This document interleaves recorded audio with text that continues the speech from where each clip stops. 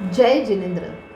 हम सुन रहे हैं आचार्य श्री विद्यासागर मुनिराज जी का पूरा जीवन चरित्र कथा रूप से, उस श्रृंखला की अगली कड़ी। चलिए तो शुरुआत करते हैं मंगलाचरण से। हे विद्यासागर गुरु, तारो मुझे आशीष, करुणा करो, कर से दो आशीष। यही प्रार्थना आपसे अनुनय से कर जोड़, पल पल पग पग बढ़ चलूं मोक्ष महल की ओर। मैं पल पल पग पग बढ़ चलूं मोक्ष महल की ओर।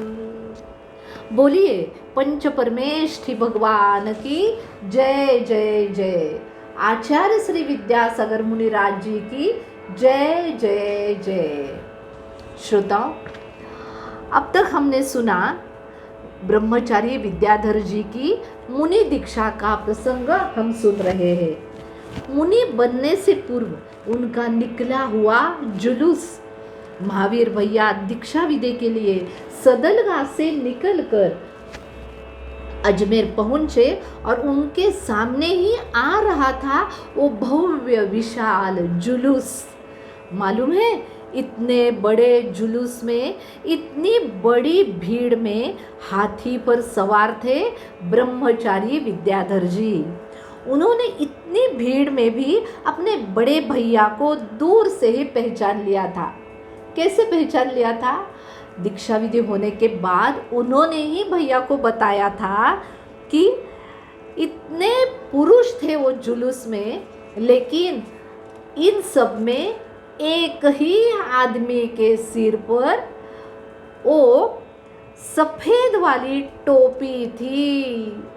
जैसी टोपी महाराष्ट्र के लोग पहनते हैं, वैसी टोपीधारी एक ही व्यक्ति था। तो उन्होंने जान लिया, पहचान लिया, मेरे गांव से भैया जी आए हैं, महावीर भैया आए हैं। ये जुलूस 3 दिन हर रोज निकलता था, जिससे धर्म प्रभावना होती थी। युवा धर्म सम्राट उत्तुंग गज पर आरूढ़ होते थे नित्य। उन्हें समाज के कर्णधारों से चक्रवर्ती की तरह सजाया जाता था। देह पर बेशकीमती राजसी पोशाक, सिर पर रत्न जड़ित स्वर्णिम आभा वाला मुकुट, जिसकी कीमत लक्षावधि रुपए की थी। चेहरे पर भव्य श्रृंगार किया था।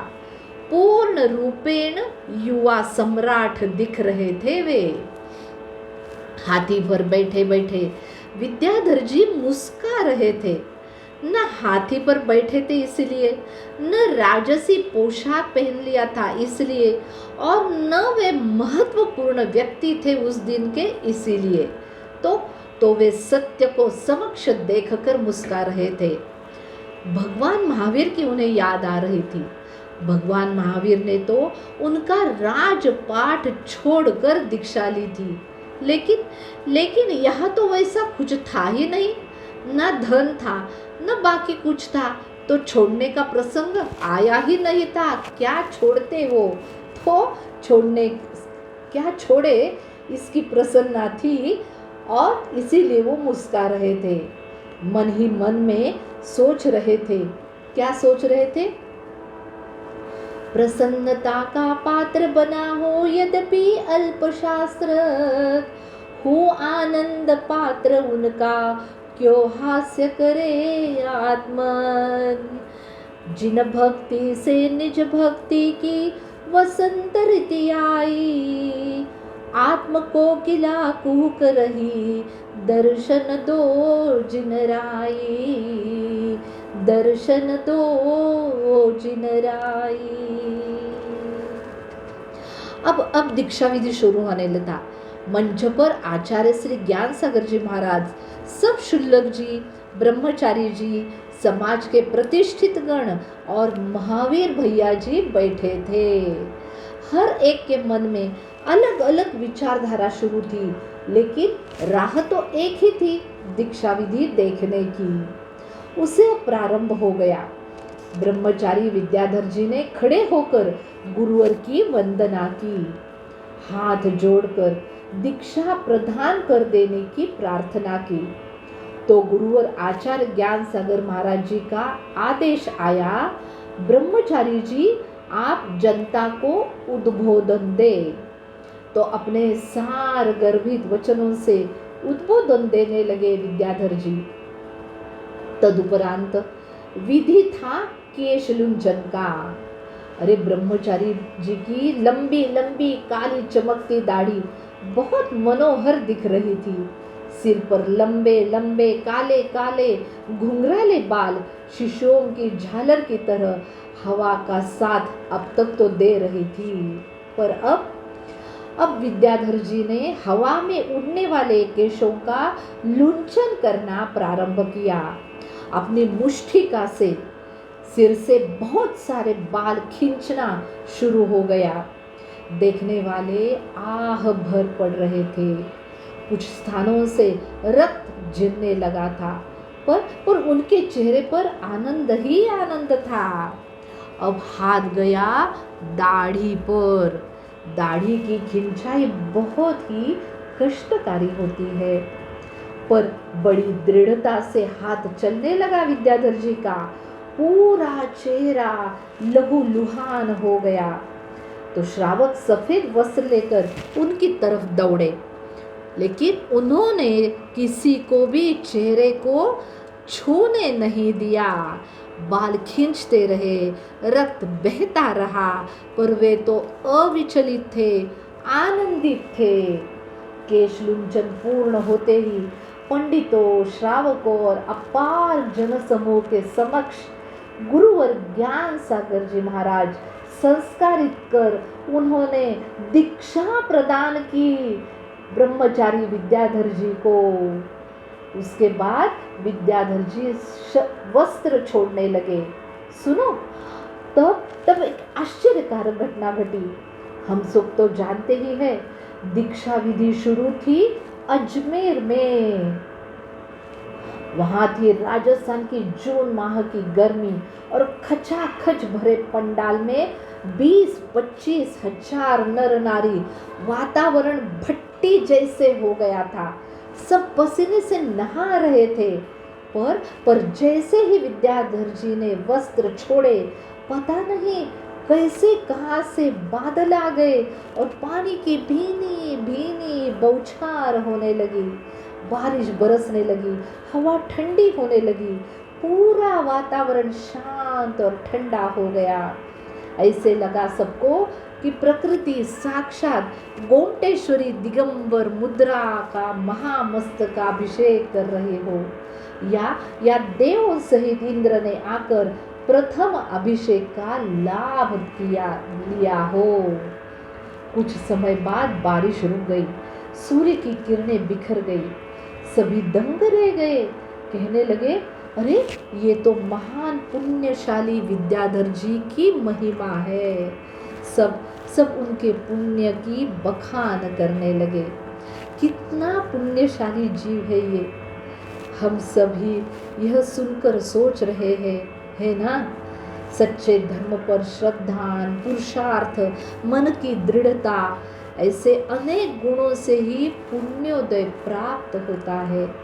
ऐसे प्रसंगों को सुनकर हम श्रावकों की धर्म प्रति श्रद्धा मजबूत होती है।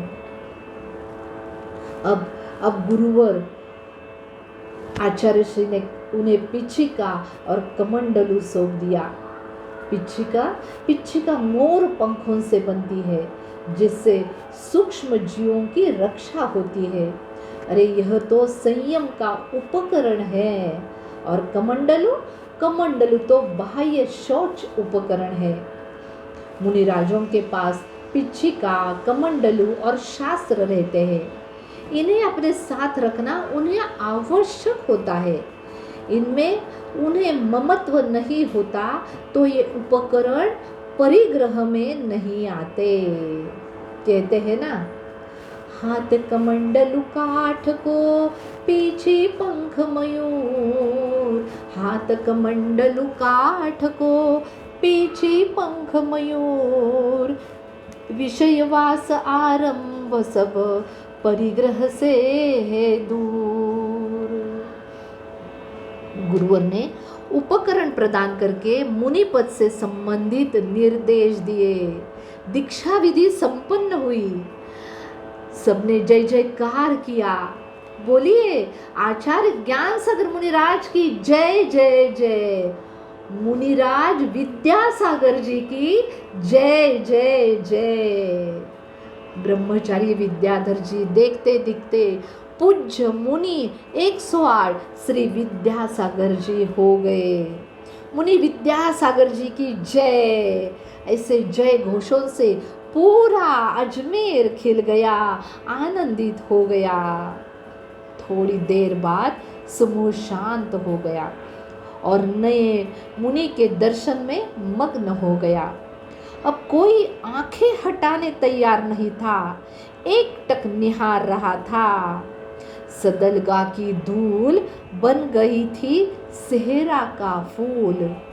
शांत समूह में हर एक श्रावक सोच रहा था,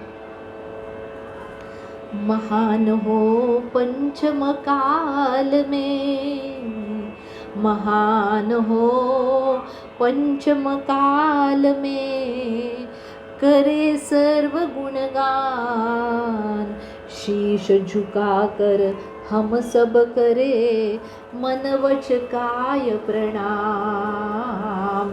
शीश झुकाकर हम सब करे मन वच काय प्रणाम, मन वच काय प्रणाम। बोलिए युवा मुनि विद्यासागर मुनिराज जी की जय जय जय। नमोस्तु नमोस्तु नमोस्तु मुनिराज जी नमोस्तु।